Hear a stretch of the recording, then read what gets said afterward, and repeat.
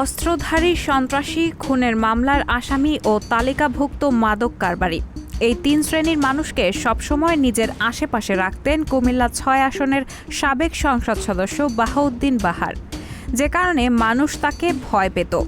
এর মধ্য দিয়ে কুমিল্লা শহর ও আশেপাশের এলাকার রাজনীতি ও অপরাধ দুটোই নিয়ন্ত্রণ করতেন তিনি। তার দাপট এতটাই ছিল যে আওয়ামী লীগের নেতারাও এখন বলছেন কুমিল্লা শহরে কোনটি ন্যায় আর কোনটি অন্যায় সেটিও ঠিক করতেন তিনি।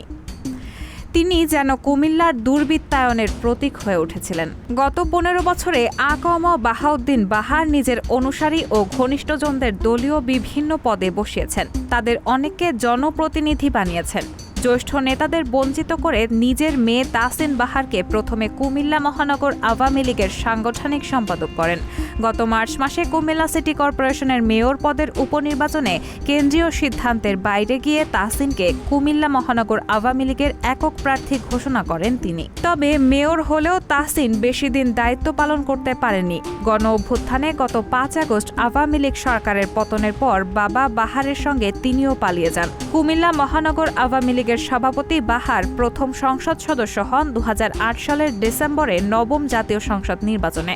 এরপর থেকে ২০২৪ সালের জানুয়ারি পর্যন্ত আরও ৩ বার কুমিল্লা ৬ আসনের সংসদ সদস্য হন তিনি। রায়হানা মুন, সবার কথা।